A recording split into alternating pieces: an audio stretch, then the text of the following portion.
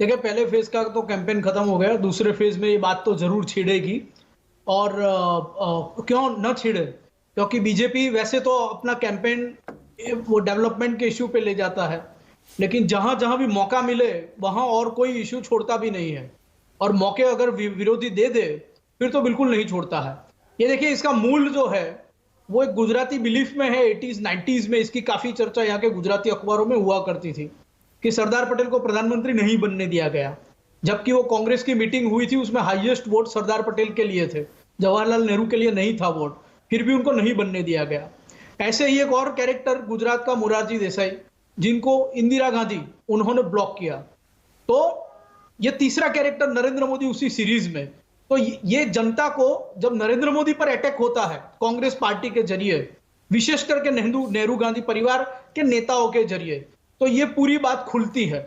और ये पूरी बात पड़ी हुई है लोगों में ऑलरेडी। 80s 90s से डिस्कोर्स चल ही रहा है कि गुजरात के बड़े नेता होते हैं, वही गांधी नेहरू फैमिली को चैलेंज करते हैं, और फिर उनके सामने गांधी नेहरू फैमिली तरह तरह के हथकंडे, तरह तरह की लैंग्वेज का इस्तेमाल करता है। तो ये बात, ये डिस्कोर्स 80-90 से ऑलरेडी चल रहा है।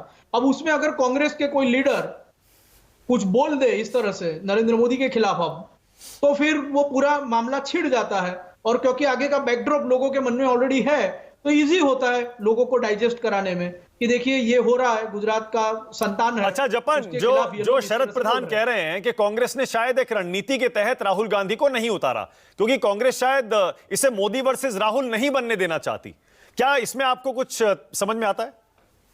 अब पिछली बार अगर राहुल गांधी को उतारा और बीजेपी को 99 तक ले आए, आप लॉजिक समझिए, मंदिर में गए, यहां पे रहे, कैंपिंग किया, लंबा प्रचार किया, 3-4 सलंग दिनों का, काफी सारे भाषण किए, एग्रेसिव फ्रंट फुट पे प्रचार किया और 99 पे ले आए, तो फिर इस बार तो राहुल गांधी का फ्रंट फुट पे भाषण होना चाहिए था और कैंपेन और रैलीज होनी चाहिए थी।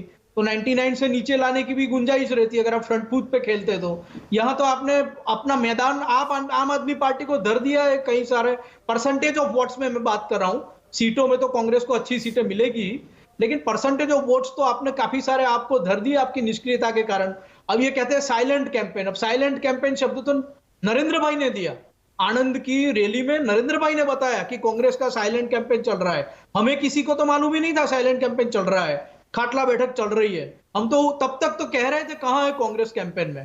और साइलेंट और कैंपेन तो कॉन्ट्रारी शब्द है। अगर साइलेंट है तो कैंपेन कैसा, अगर कैंपेन है तो साइलेंट कैसा? कैंपेन तो हाई वोल्टेज होता है, बड़े बड़े झंडे, बड़े बड़े लाउड स्पीकर, बड़ी बड़ी रैलियां, बड़े बड़े ओपन जीप में लोग निकलते हैं। जपन, तो मतलब तो आप ये कह रहे हैं कि आपकी ग्राउंड रिपोर्ट ये है कि कांग्रेस ने कैंपेन किया ही नहीं है?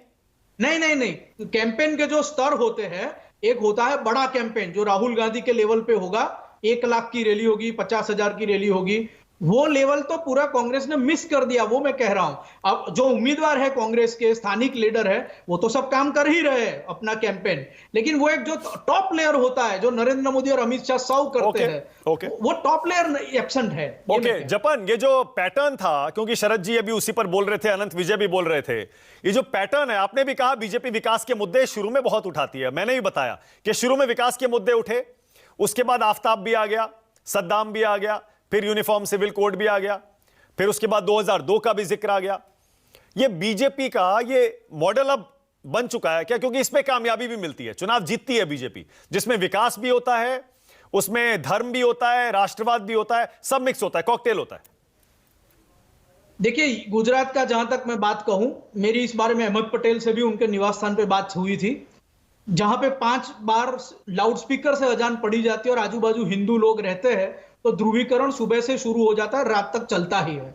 अब उसके सिवा अगर इस साल आपका वो एक किशन भरवाड़ धंधुका में उसका अगर मर्डर हुआ, वो जो सर कलम करने वाली बात पे, अगर गणेश उत्सव पे हमला हुआ हिम्मतनगर में और वडोदरा में, अगर लव जिहाद के रोज किस्से छपते हैं अखबार में, अगर लैंड जिहाद भी कहीं कहीं आ जाता है। यहां तो आपको मालूम है चिमन भाई ने लॉ लाए थे, ये अशांत धारा का, यानी हिंदू लोकेलिटी है, उसमें कोई और धर्म के आदमी अगर मकान खरीदना कुछ स्पेसिफिक लोकेलिटी में चाहता है तो उसके लिए लॉ बना हुआ है बाकायदा यहाँ पे।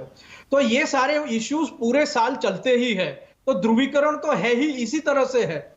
लेकिन इलेक्शन के टाइम पे उसको कंपाउंड करते हैं, पार्टी के साथ लिंक करते हैं, एक रिमाइंडर होता है कि देखिए ये पार्टी अपीजमेंट वाली है, और फिर ऐसे मौके कांग्रेस दे भी देती है।